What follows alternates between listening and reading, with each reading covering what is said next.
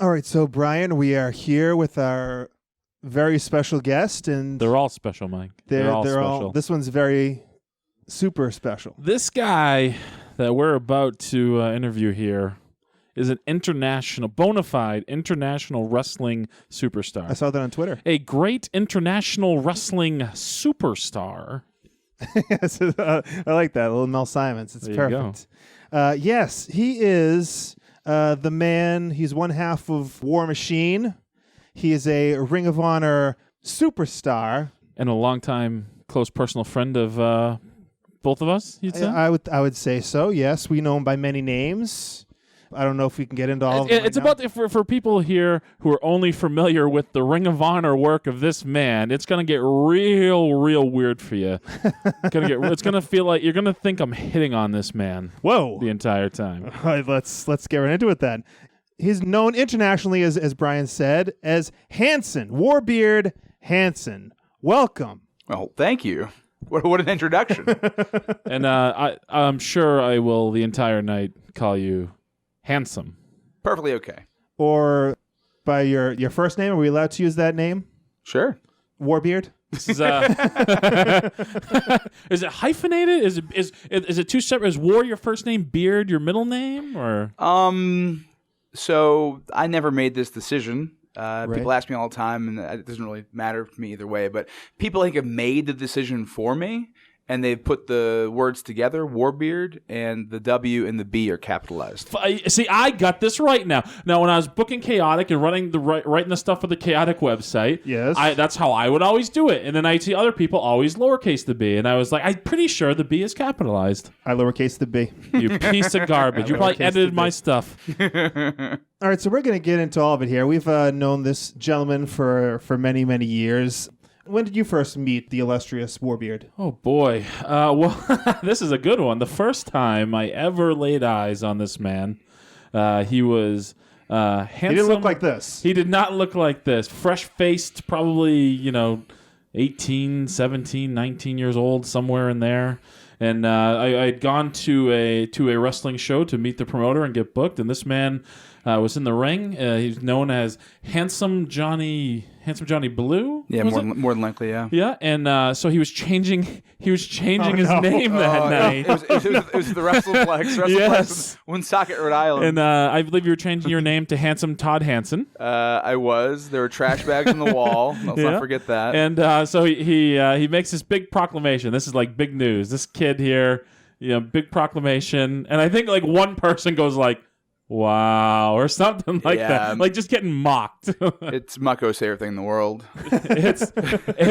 I was very green in my. I think maybe I had worked 3 or 4 shows total in my entire life. All for Tony Atlas, I'm sure. Yes, probably. And I was in the audience, dying laughing at this. So I assume then, like the show after that, the WrestlePlex, is the one where you gave TJ Richter the biggest wedgie in the history of the universe. It sure is, because as maybe Todd will elaborate on as well, being a bigger guy, especially at this point in time where we look like we didn't know a guy named Jim. They just assume because you're fat that you're also strong. Yes, that's an assumption. Well, that's the pro wrestling assumption, right? That's the rule. I hate to break the fourth wall, if you will, for all the fans out there, but just because you're fat doesn't mean you're strong. So you gorilla pressed TJ Richter.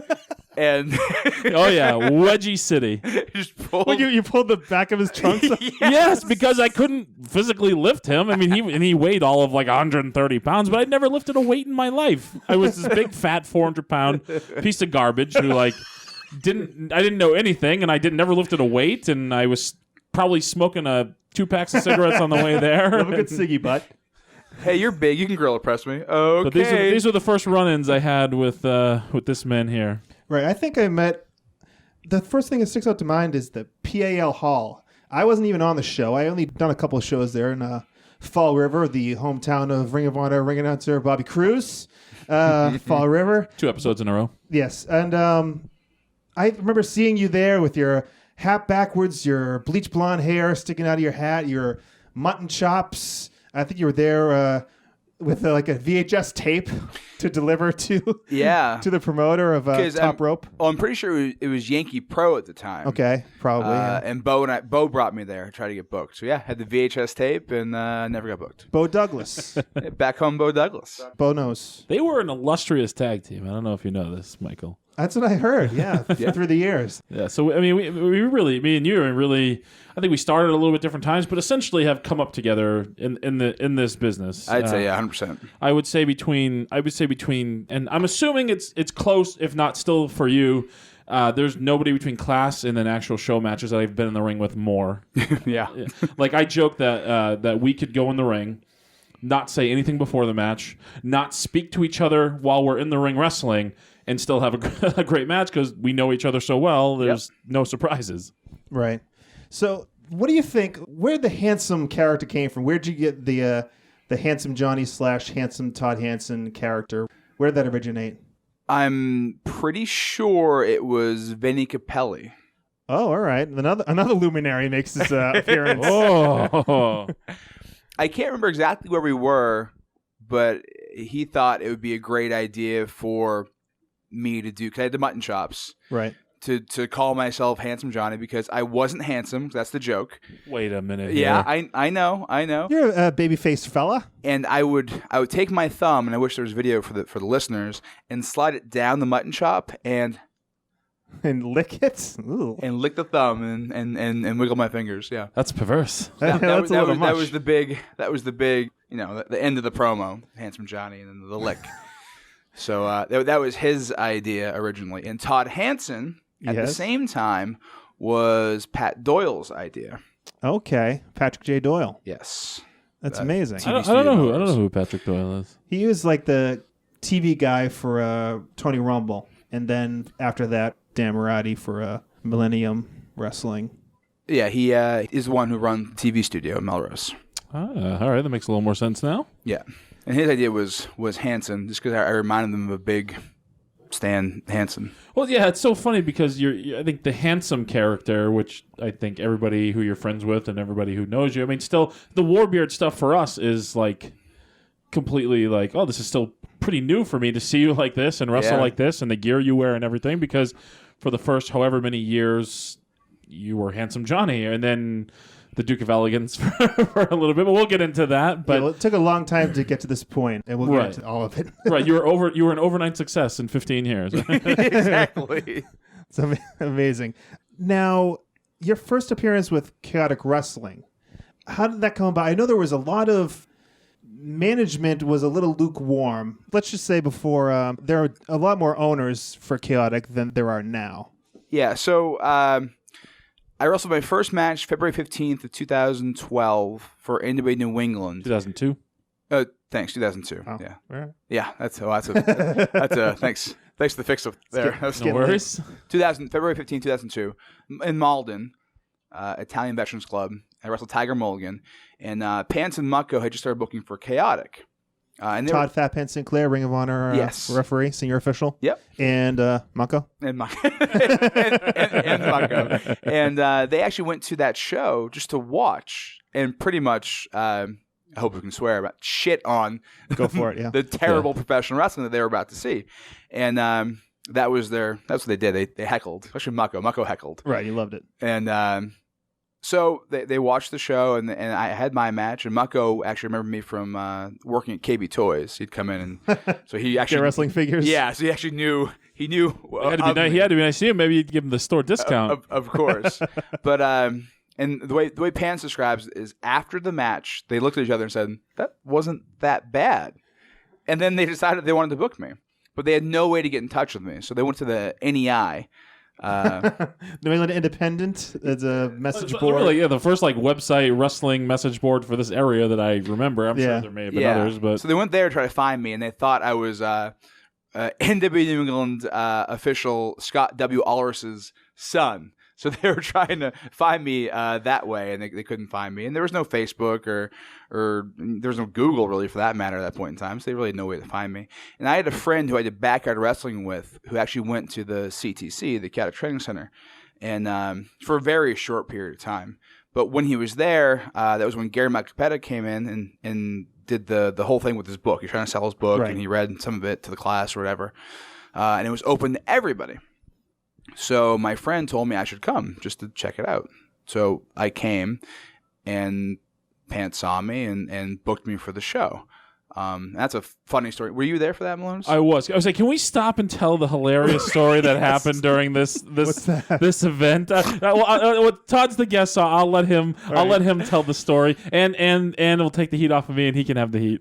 So there are these wooden benches. Like, have you ever seen like a picnic table that has like, they don't have the benches that are connected, they have the benches that pull out. So just giving the kind of people listening like there's an no idea. back to the bench. It's just the seating, and it was brown, whatever. They had pulled all the seats up so everybody can go around or sit around Gary Macapetta while he talked. And in the middle of it, might have been in the middle of a heated story of the Undertaker trying to kill somebody. It was Coach Mike Hollow and Lemonhead. We called him Lemonhead. Yeah. Mark Moment from Maine. Everybody knows who he is. They were sitting on the bench, and the side that Lemonhead was on just randomly completely collapsed. It gave out, and he wasn't a fat. He was he was chubby or whatever, but like not like obese. There's or anything. No reason for this thing to fail at this particular moment, but it crumbled underneath of him, and he falls to the floor. And Hollow stayed on the bench, but he couldn't sit on it, so he's trying to be respectful. So he's literally in a squat sit, like a catcher's like squat. And it wasn't for like a minute or two either. No. Like it was for like a good little bit while Gary Macapetta. I think it was like right before like break, and like Hollow was pissed at Lemonhead. Like he like this kid did anything wrong. It's just a really friggin' funny story. And he just Hollow just really wanted to no sell it and act like nothing ever happened. Exactly. Like just which he wanted to be respectful because the guy's here reading his book and that, but hilarious. Unbelievable. It was so fantastically wonderful. So anyway, to continue, so Pants booked me. I went to the show, and I think it was like Ben Lentini or somebody. They saw me, and they were shocked at the atrocity that they saw in front of them, because I wasn't, just like Malone said, I wasn't in good shape. I had never really been to a gym before. I was just I like professional wrestling, and I was training to be a professional wrestler. That's what's everyone. So just to kind of give again people at home, the way the Chaotic was set up was. The owner now is Jamie Jamakowski, but at that point there was like 5 or 6 owners. All of them connect. And Mark Douglas, yes. He doesn't like to be mentioned though. He does not like to be mentioned. Sorry about that. But Chaotic at that point was owned by 5 or 6 guys. One of them being the owner of Chaotic. The only real ones I think though that were quote unquote kind of wrestling guys or wrestling fans was Jamie and Randy. This guy who didn't like Todd was. This guy who he wasn't a wrestling guy. He had no wrestling sense. Now he had good business sense, right? But so just trying to illustrate the point of like, this is not somebody who knows anything about wrestling, taking a look at you and evaluating you. This is just some guy judging a book by its cover before you ever even get in the ring and friggin' perform. Exactly. So pretty much, they told Pants and Mucko that if I sucked, that they lost their jobs. They weren't booking anymore. I read that far. I didn't know that. Yeah, I just thought like we'll never use them again. No. It was this is on you if this doesn't turn out. And I might be wrong, but that's what I remember the story being from Pants. You can ask him when he's on your podcast. Of course. I know he wants to be on it. So it was either obviously I'd be down if I sucked, but I think it was also on them too. So I wrestled Vince Vicalo. This was in Methuen, Massachusetts. Yeah, right. And Hollow threw a curveball too before the match. And we had to work body parts, and I had been training that long, so I didn't really know how to work body part that well. I think you know the story we want to get to here, though. That you seem to be ducking here, WarBeard. What's that? What happened in your first match before the match even started? When I got there before everybody else. No, in the ring with a certain prop. Oh, that was my first match. That wasn't your first that match? wasn't your first match. Yeah. Sorry, guys. Wow. Good. Michael, good, we were good, relying good. on Michael Crockett. Good Who's history. the fact checker of this show? Anyone have a Sharpie? I gotta. Who is the fact checker? I gotta mark this this off. is a But great I story, did. though. But I did get into now that I remember it. I got there before everybody else did with my girlfriend at the time, and we got into a car accident directly in front of the Knights of Columbus and Methuen. Like hours before everybody else got there. Yeah, it totaled the other person's car. Well, then I'll skip right through my first match story and go to the next one. But the match went well enough that you were able. Went well enough. I guess it went. That they got a stay of execution. Yeah, well, Ben Lentini got super excited about it because I was fat and the gimmick and Right. he's gonna come out to some really. Oh, he can make fun of you because you're fat. Boy. Exactly. Hey, I got a soft spot for that, Mike. But it was fine. And the other thing was too is I had just changed my name, that promo that you saw, to Todd Hanson. I didn't want to be Handsome Johnny anymore. That was the joke gimmick for when starting to be a professional wrestler. So I was transitioning to Todd Hanson, and when I saw the booking sheet, I was Handsome Johnny. So I didn't put up a stink, but I was like, hey, I'm trying to change my name to Todd Hanson. Right. I don't want to be pigeonholed in this character. And I mean, in retrospect, I should have stuck to my guns. Not been Handsome Johnny for you got it done about 10 years later. But Pants said, we're thinking about maybe putting you in a tag team with Brian Black, and you guys will be Black and Blue because I was Handsome Johnny Blue. So I'm like, in my head, I'm like, they want me back. Okay, that's fine. I'm okay with it. But I ended up having a really good match, or a good enough match that they wanted to keep me and make fun of my obesity. It's always a good time. It's always a good time. So there's a second match we're talking about the fourth match. How come in my head it was your first? I thought it was your first match too. Yeah, apparently we're way off here. The match with Frankie Armadillo is the one where I went to Target before the event, and I bought a full-length mirror, a huge full-length mirror, and I was so proud of myself. And I remember being in the aisle and debating, should I get the $6.99 one or should I get the $12.99 one? Right. Obviously, I went with the $6.99 one. Anybody who knows you went with the $6.99 Yes, one. the $6.99 one. And you probably made your girlfriend pay for it. I may have. I don't remember. So I was so excited. I got it, and then I had my entrance and came out, and I carried it, all the way around the ring, and I'm looking in it, looking at the fans, whatever. And then I slid it gently into the ring. Kind of like Jake Roberts throwing out a snake right into the ring and slid in the middle of the ring. Right. I got in, and I was gonna pick the mirror up and put it in the corner and do like a Lex Luger narcissist type stuff. I picked it up from the middle, this $6.99 full-length mirror from Target, and as soon as I grabbed it from the middle and started pulling up, it just shattered in my hands. I may or may not have been sitting front row laughing. It was quite flimsy. Yes, I was in the ring for this, and it was a fantastic moment. And everyone just sold it perfectly. Just like you, Maybe my memory's fuzzy. Did you cradle like a baby I almost? cradled Yeah. it like a baby, and yeah. We all sold it very, very well, but it sold it so well to the point that I didn't know it, but they already planned it. By the time I got back to the locker room, I now had a 7-year bad luck gimmick. Which turns out, literally the luckiest break Yeah. you had in your career up until that point. Yeah, was the very Super much Merit so. breaking because I was just a jobber. I was just there to be a jobber, and now I have a character, a gimmick, and something that I can play to. So I had the box of Lucky Charms for a show. I bought a horseshoe. rabbit foot. I had the rabbit foot around my neck. It was a lot of fun, and I really didn't want to win after that. I had such a good time. I had a good role. I didn't want to win any matches. Eventually, you did. How long was it before you got that first win? I remember it was Tewksbury, right? It was in Tewksbury, and I had just shaved my head. I just wrestled D'Lo Brown. Yes. Where he cut my hair off for a different promotion. So that was May. So it would have been June of 2003. So it might have been close to a year. Yeah. Probably close to a year I did that gimmick. Yeah, and who did you defeat? Finally, it was time for my first win, and it was me and Aaron Stevens, who better known as Damian Sandow. Former WWE superstar. Yes. Todd, did you want to? You dropped a name over there. I don't know if you wanted to pick that up. Nope. I'm gonna leave it there. That's very nice of you. I'm trying to beat out those people we rode to Vermont with that one time. They're dropping names. See if I can get there. We respect their anonymity. We try to keep this like an hour and 15 minutes. You don't nearly have enough time to get there. So. It was me and Aaron Stevens. Aaron had just gotten signed, or he was about to get signed. So he was finishing up with Chaotic. So me and Aaron had the smallest, itty-bittiest program in the history of professional wrestling. It was 2 shows. We wrestled that first match, and I got my first win.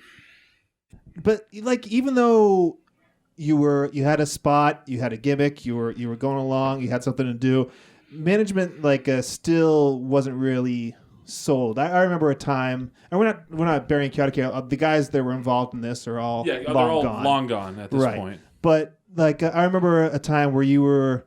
Pants and Mucko wanted you to win the New England title at a Cold Fury. Cold Fury is Chaotic's biggest show. We were going into Cold Fury 3.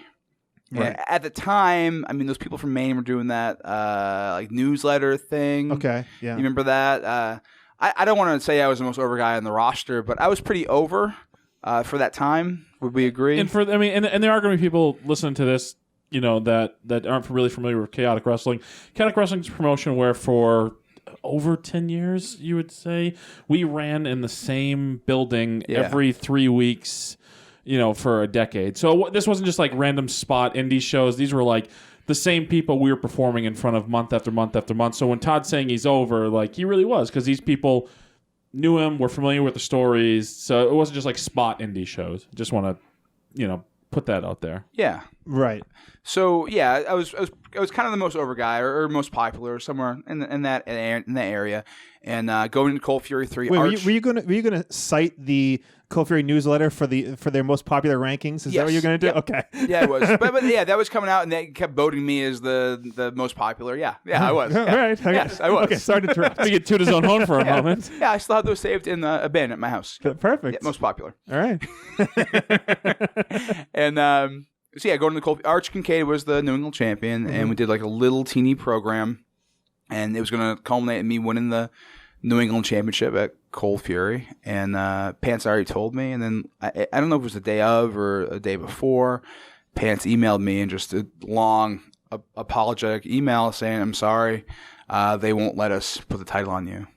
They say you have to get in better shape, get new gear, get a better tan, so on and so forth." So I wasn't allowed to win the title. And this was kind of the song and dance for you for a long time, just so you have to keep getting in better shape. Nope, that's not a long time, my entire career. But I will say this now. So coming out of this, a lot of people take those type of situations and they become crybabies about it and they just play victim.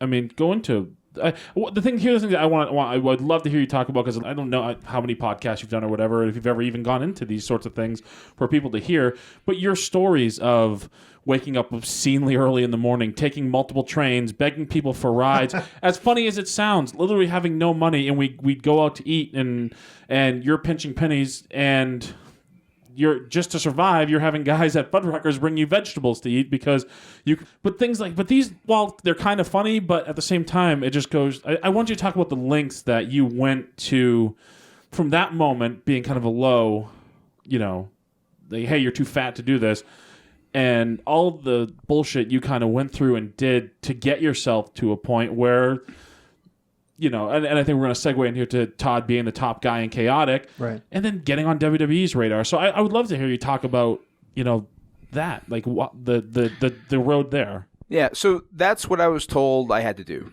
to become New England champion. So that's what I decided I had to do. So the person I went to was Arch Kincaid, because Arch was a personal trainer. But you were feuding at the time. What were you doing? Wait a minute.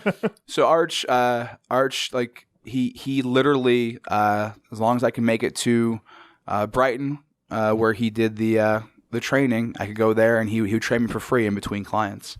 So he's the one who taught me how to work out. And I don't remember how long I was there with him, but it was enough to learn how to eat right, learn how to go to the gym and be productive at the gym. And then all of a sudden, and learn how to paint your body like he did. Yes. Just dark, deep tan. And make utensils to shave your bag. Crazy Arch. So all of a sudden, I ended up losing my license. My car was all beat up. I couldn't afford to get a sticker. I kept getting pulled over because I didn't have a sticker that was valid. And I got so many tickets that it added up, and I lost my license. Wasn't this the car where you were sealed, the roof was falling into I had 3 that all did that. Okay, all right. I forgot about that car. I had 3 that all did that. Yeah. So at that point, I was living in Lynn, Mass. I was working at Undercover Wear in Tewksbury, and I had to wake up. I don't know. It was like 4:30 in the morning. I had to walk a mile to the train station, take a train from Lynn to Boston to North Billerica, and then hop on a bike that I had locked up there that Max Bauer gave me. Axel Keegan. Yes, former Mickey Keegan. WWE NXT Mickey superstar. Keegan, thank you guys. And I'd unlock that, and I drive my bike for 4.5 miles to Gold's Gym, where I would shower. You thought he was going straight to work, folks, didn't you? No. And then I would take the bike to work, and then after work, I would ride the bike to that Gold's Gym. I would do a workout, ride the bike to the train station, hop on that train, go to Boston. Or on Tuesdays and Thursday nights. Yeah, I'll get there. So, yeah, I would go to I didn't get to Boston. It'd be an hour layover in Boston. I wouldn't get home. I'd be walking home at 10:30 at night, which was not safe in Lynn. Not safe at all. And on Tuesdays and Thursdays, it was wrestling class at the Cata Training Center. So usually it was Tommaso would pick me up at Undercover Wear. We'd go to Bally's, where he had a membership. And we'd sneak me in. I don't know how we did it for so long without getting in trouble. They eventually caught us and weren't allowed to. But we would go there. We'd do a workout. Me and Tommaso would do a workout. And then we do class. We get there early, wrestle for however long we were there, go through Hollow's crazy workouts, and then 500 squats. Maybe go to the 99 afterwards and get home 11 o'clock at night and start the whole trip over again. But this is just for a couple of weeks, right? No, it was for over a year. God, I don't know exactly how long, but it was definitely over a year because the license was suspended for at least a year.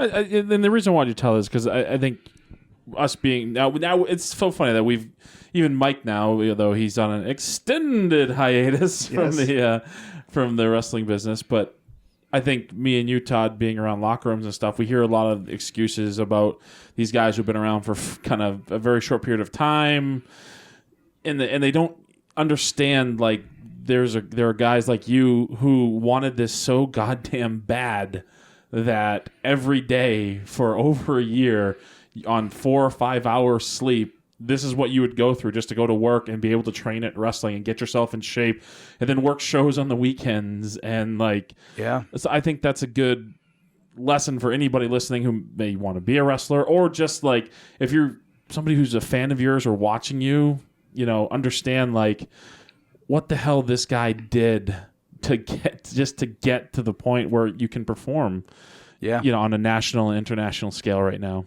Yeah, I mean, there's just your story is kind of one of roadblocks and setbacks and just persevering. So let's go to a time where you were able to get past one of those roadblocks and become the Chaotic Wrestling heavyweight champion, not of the world. Adult would be very upset if I talked about that. It was funny because we had a nickname for me back then. It was Homeless Johnny. It sure was. We're kind of dickheads. That's right. It was with love. Yes. Because I was doing all the walking and traveling, and I was never home, and it was trying to get from point A to point B, and I had my fanny pack with change in it that I'd buy food with. Filled with always plenty of gum though. Yes. Trident gum. In my silver bag, I called it my bag of life because I had to have it on me at all times. A giant duffel bag that I carried everywhere, and I was the Chaotic Wrestling Heavyweight Champion, but if any of these fans in Lowell just looked out their window, they'd probably see me walking down the street. Or they went through North Station in Boston. Yeah. Oh, there's a nice homeless boy. Yeah, Give him $1. I used to sleep on the ground at North Station. I used to give you shit. I was like, you should just put a cup out while you sleep and make some money. I should have. So how did you get to the point where, I mean, we talked about management kind of sour on you, like getting a title. How did it get to the point where you won the Chaotic title? Well, first off, a couple like Ben Lentini was gone at this point. Okay. So I didn't have to worry about that anymore. But I also had done so much, I don't know, growth, I guess, with... Personal growth, not HGH. Yeah. Thank you for the clarification. Yeah, I got in so much better shape. I had a complete body transformation in comparison to the way that I did look. The new gear, the tan. You shaved your face clean. Yeah. You were handsome. I had finally transformed to actually appear like my gimmick. Yes. I was a handsome young man. And I don't know, I feel like I proved that I earned the opportunity to be the heavyweight champion. And I remember a class sometimes, because I know you were trying to cut weight, and I don't quite remember the whole time period, but I literally remember Mike Hollow yelling at you, 250, 250, 250, as we're like running ropes or doing squats to like try to motivate you to get your weight, because I think WWE gave you like that hard number, did they not? When you were doing darks, 6'2", 240. Yeah. So I just remember those kinds of Hollow. You hitting the ropes and Hollow just like 250. I mean, it was motivating you. Yeah. That's not like me. I'm not criticizing Mike. That was Mike trying to pull the best out of you. Right. Well, we'll get to the WWE stuff in just a second, but I remember it was a pretty big moment for you and for Pants and Mucko after you won that title. Just it's kind of felt just like the culmination of something that you've been working towards for a long time. Got goosebumps. However weird that is, but it was because right at the beginning we were shit on right at the beginning. Right. No, I'm nobody. I shouldn't be here, and it took, I don't know, 2, 3, 4 years. I don't know how long it took, but it took a while. But finally winning the title, it meant so much because we together had overcome so much, and I think we posted that picture and said this is for Ben. Yes, yep, you did. Yeah, just we were told no, and I didn't give up, and they didn't give up their faith in me, and then to finally get the heavyweight title, it meant so much more than I thought it would mean. And, right. And I knew it was going to mean something to me because it was the first thing I earned, but I didn't I really earned that. Yeah, and people say titles are props and they're meaningless, but I mean, something like that after everything you'd been through, it's right. This is not like just your run of the mill. Like, there are guys that come into wrestling schools who are just, they walk in, they look great, they get trained, and then every promotion they go to put a belt on them, and and this is a guy who the owners of the time of the company literally shit on your life. And rather than crumbling, you use it as motivation and busted your ass harder than almost anybody, probably harder than anybody I've ever come across, and know their personal story. I mean, your story is very similar to me from Mick Foley's book, him talking about sleeping in his car and was he eating potatoes or something but it's that type of story where like a lot of these guys, there's not a lot of guys that have that sort of story anymore that persevere through that. So, and you have the similar backyard videos as well to that I do. So yeah, we talk about WWE around this time. Maybe it would have been a little bit before, but you started getting opportunities to go to WWE. Mike, come on, that was last episode, man. Oh yeah, sorry, episode. 2 episodes ago. Episode 6. I'm just kidding. That was our experiences. So, what are your best memories about being backstage at WWE? Oh, Jesus. This could be a 2-part episode just on this stuff. We did talk about 2 episodes ago because I'm sure Todd listened. Oh, he did. I did not listen. I will throw that out there. But Fat Pants did, and he told me all about it this weekend. And you guys discussed the Goldberg spot. Yes. Yes, we did. Pants was all upset because you guys didn't mention him. He was security. I wasn't part of that spot. Oh, he walked. Him and Tony Omega were security, and then we were all sitting as fans. The fact checker of this show is going to be fired. And he was a little upset because you guys did not mention my Goldberg T-shirt story. Oh, I thought about that. I didn't get into it though. Because I was given a T-shirt, a gold, because I was the one front and center. So I was given the Goldberg T-shirt. Right. It was a brand new Goldberg T-shirts. They wanted to sell it, obviously, so I had to have it on there. And Goldberg saw me in the back wearing the shirt, and he asked me if I liked it. I said no. I don't think I've ever heard this story. It was in catering. Yes, I was there. Yeah, it was in catering. And Goldberg asked me if I liked the shirt. And I remember pausing in my head for a second, like, what do I say? Because I did not like the shirt. They had this weird, like his tattoo symbol was like. But there was this hole in the middle of it for some strange reason, I think. Yeah. It was really, but it was up by the throat and the front. Right. And then his symbol, that should have been on the back. Oh, whatever. I'm still critiquing. I still hate the shirt right now. So I just said no, I don't like it, and he was like shocked that I actually said no, and he actually asked me what I didn't like about it. And I told him, well, I'm surprised he didn't spear me right there. That was your first time? That was my first time, yeah. Okay. And I showed up in jean shorts. You did show up in jean shorts. Yeah, we did talk about that. I did. At least you weren't wearing an HBK shirt. We may have alluded to the homeless Johnny persona. Yes, that episode. That's good. There are a lot of fond memories of going to TV. And we also talked about Tim White killing himself too. Yeah, that was what that wasn't a highlight. Come on, what are you talking about? That was a great night because the action of the people around us was a highlight. The Big Show was amazing. He walked away. That was the same night that Juventud got himself pretty much fired. Yeah, we did get into this as well. And then I named my cat after him. But okay, let's talk about you had a dark match. Okay, yeah. So dark match at the Fleet Center. I'm pretty sure that was 2005. Now you actually gave me the ticket because you guys went, right? I was there. You were in the crowd. You gave me I still have the ticket. Oh, really? Okay. You gave me the ticket. Yeah. So I wrestled Brian Black, and that. Now the North Station is right next to the Fleet Center. Were you earlier in the day, kind of just hanging out there, and then you just got into the show, taking a nap? Yeah. I wish. I don't remember. I went to that show with Luis Ortiz, I think. Okay. I'm pretty sure Louis drove me because Louis was living in Lynn at the time. All right. Pretty sure. I got a ride. Oh, there you go. Fantastic. All right, so you the dark match. Yeah, so Brian Black just got signed. Those of you probably don't even remember him, but he was Palmer Cannon, PC on SmackDown. But he had just gotten signed, and he got to pick his opponent that night. The theme for me getting opportunities in WWE is people who knew me gave him the opportunities because everybody who saw me wanted nothing to do with me in WWE. Right. It's with anything else, it's who you know.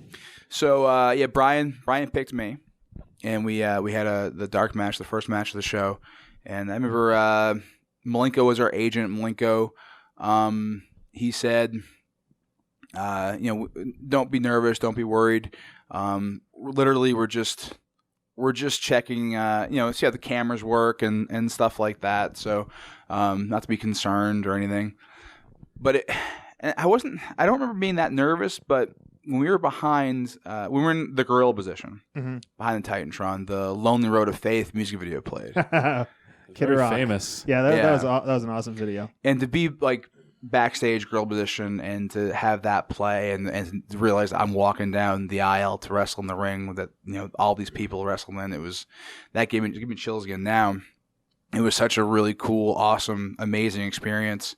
And then I won, which was even cooler. All right. And I am still undefeated in WWE in pinfall matches, just in case you're curious. Oh, look at that, huh? Pinfall matches. So you've submitted 12 to 13 times? Yeah, twice. Did Turkai, did he make you tap? Yeah, Turkai and Doug Basham made me tap. And they made you bleed too, Turkai, right? I think I was there for both of those matches, Doug Basham and Turkai. Before the show, Arn busted me open when he was showing Turkai how to be a bully while he wrestled. And I remember he's getting me down and he's showing him, you can just knee him in the shoulder, knee him in the shoulder, knee him in the shoulder. and meanwhile, he's kneeing me in the shoulder as hard as he can. He goes to Turkai, but you got that big knee pad on, so it's not going to hurt him at all. Well, well, Harn didn't have a knee pad on. He just slammed his knee to me. And he did he was just showing him how to do things, and he wasn't telling me what he was doing. He was just doing it to me. Right. And he did like a float over and like mashed my face in the mat and busted my nose open. That was before the event took place. Yes. And they had to change the canvas, I'm sure, right? No, because they have a practice canvas. Oh, okay. So it was okay.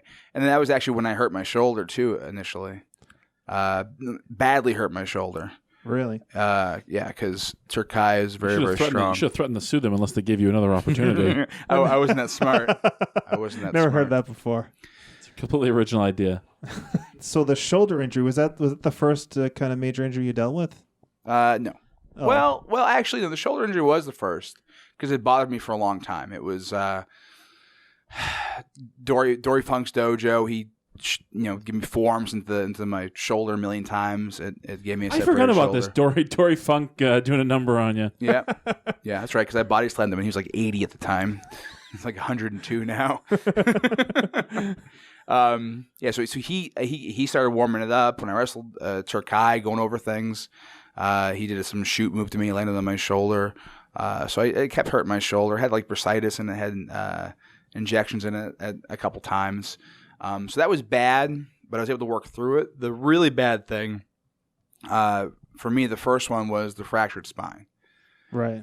So, and I worked with that for like 3.5 years. And I remember you thought you would have terrible hip pain. I remember because we were riding a lot together. Yeah. I don't know if you were living next to me at the time but we spent a lot of time together. Yeah. And you were always complaining. You thought it was your hip. You thought your hip was out.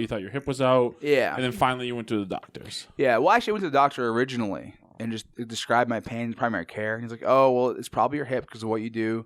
Probably an issue with the cartilage. You have to stretch and whatever." So I'm like, okay.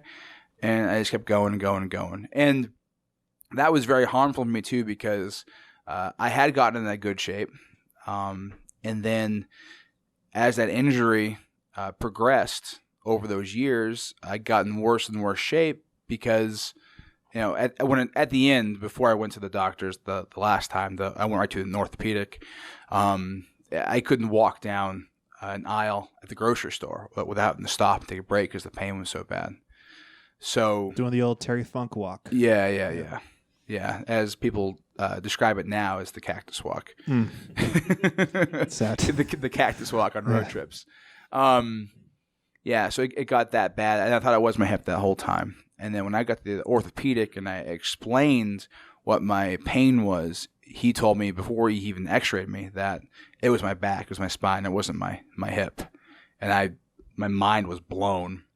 And we did an x-ray and it showed a fracture on the left side, and that was it. And then I did the MRI and I have a fracture on the left, a bigger fracture on the left and a smaller fracture on the right. And I remember the doctor telling me this, and he was literally shaking because he realized that he was telling me, who's enormous, and he's a really small guy, that I could no longer wrestle again. And he was terrified to tell me that. Because they told you you're done. Yeah. He told me I was done. I had to go get injections and stuff to help bring down the inflammation inside, but I wouldn't be able to wrestle again. That's what he told me.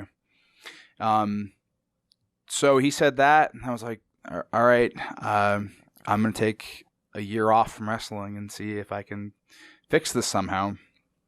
And that was my plan. So I think it was, I don't remember which Cold Fury it was.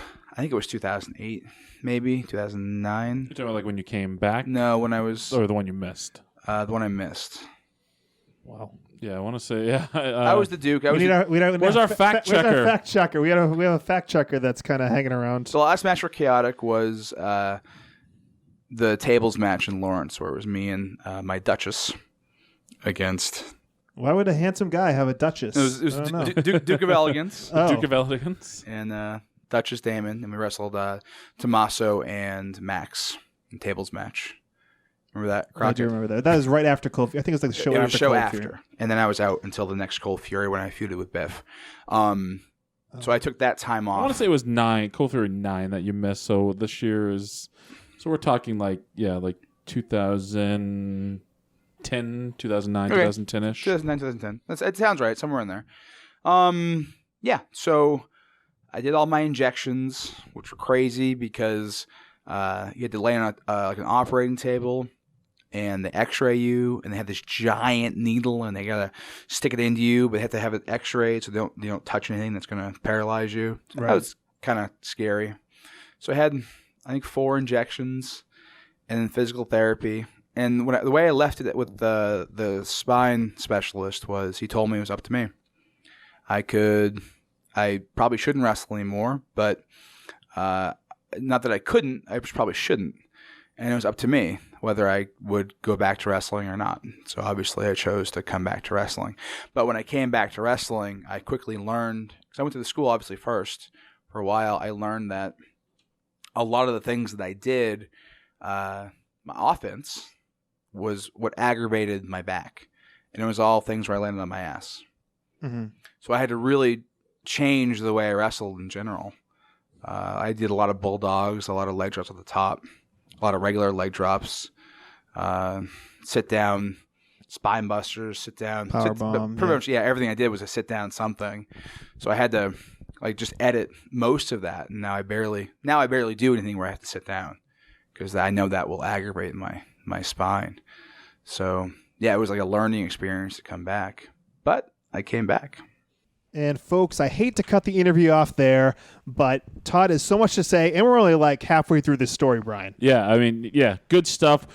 Normally we try to keep this podcast around an hour. While we were interviewing Todd, we didn't want to cut it off. We wanted to just let him keep going. But for the interest of time's sake, we don't want to put some of these podcasts out there have 2, 3, 4 hours. We just want to take an hour of your time each week. So we will be coming back next week with part 2 of the I'll call it the definitive WarBeard Hanson interview. I think so. For more on the Wrestling Podcast About Nothing, subscribe to us wherever you get your favorite podcasts, or find us on our website, thewpan.com. That is thewpan.com.